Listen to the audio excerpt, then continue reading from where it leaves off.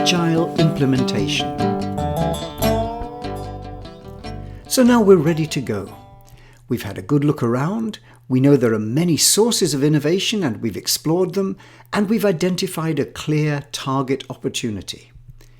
And we've developed a business model to try and identify how our idea is going to create value and who it's going to create that for. So what we need next is an outline map for the journey we're about to undertake. And that map is going to look something like this. It's a funnel, one that moves from an initial outline through to developing the concept, producing a more detailed design, testing, piloting, prototyping, finally launching, and beyond. And during that process, we're going to be learning a lot more about the market and about the technology we're trying to deploy. It's very much an innovation development funnel, and whether we're launching a new product or a service, the same principles apply. Now, if we were to look at that over time, we might see two particular arrows. If we take the yellow arrow first, what we're essentially doing with that is moving from a position of high uncertainty, where we're really not sure. We just hope the technology will work, the market will be there, the competition won't surprise us, and so on. We're moving from a position of high uncertainty over time and learning through various activities to reduce that uncertainty. But the green arrow, the one that's rising, reminds us this is not cost-free.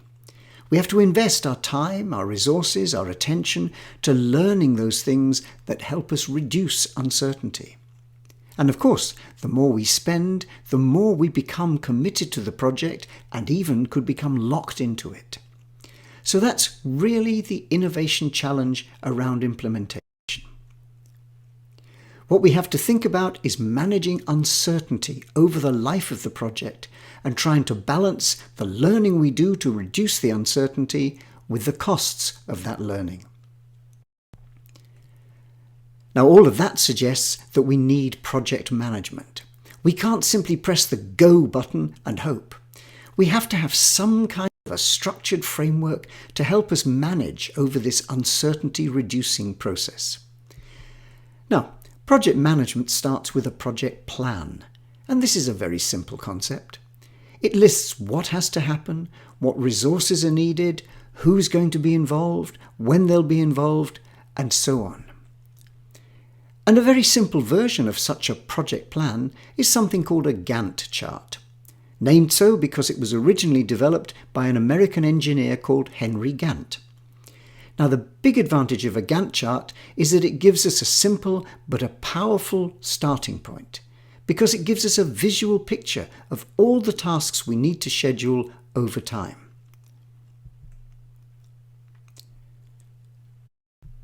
So, here's a simple example of a Gantt chart. Basically, you can see down the left-hand side, that vertical column, all the things that have to be done.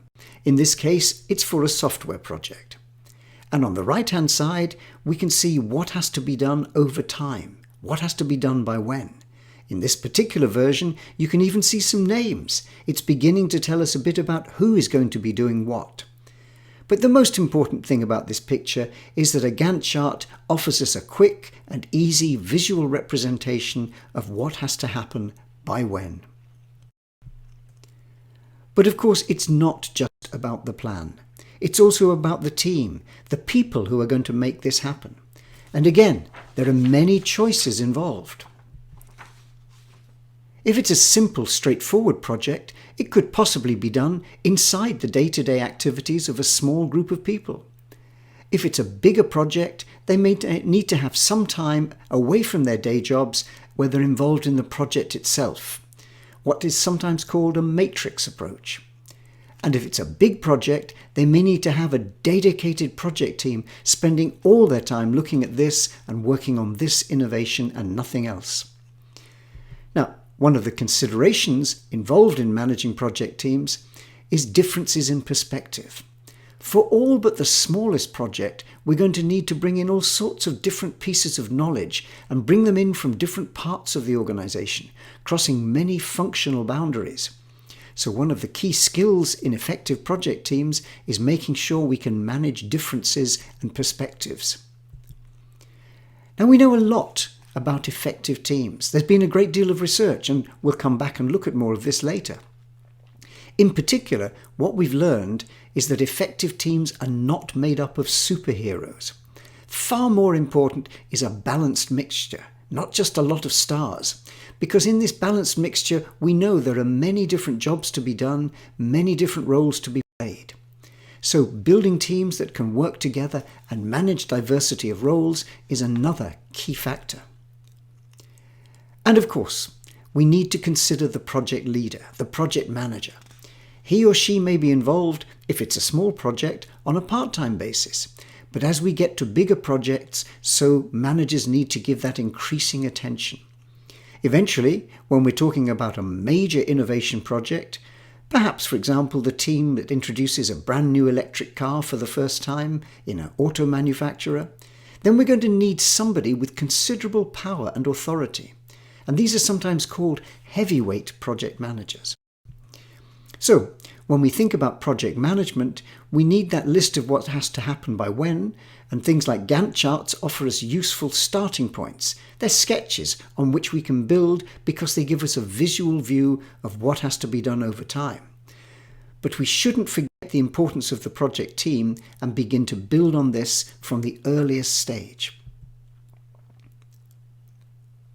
The good news, of course, in project management is that there are many advanced tools available to help us do this kind of thing. They're going to be necessary in all but the simplest projects.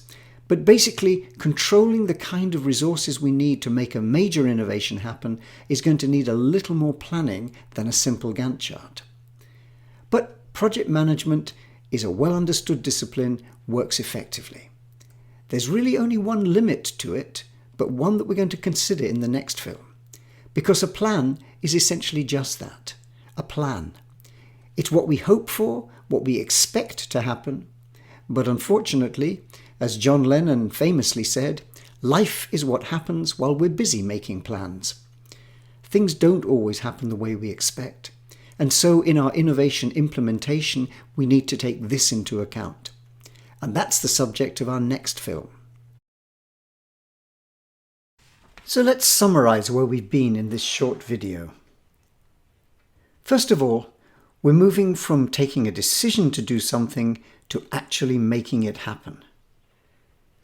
And that's going to involve us managing several stages along an innovation development funnel, moving from the initial concept right through to having something that's well tested and proven and about to be launched. Now this places attention very much on uncertainty, on managing uncertainty, managing the learning process we go through over time to deal with that uncertainty. Our challenge is to balance the costs of development, the costs of that learning, against reducing uncertainty. And so to help that happen, we need a project plan and a team to execute it.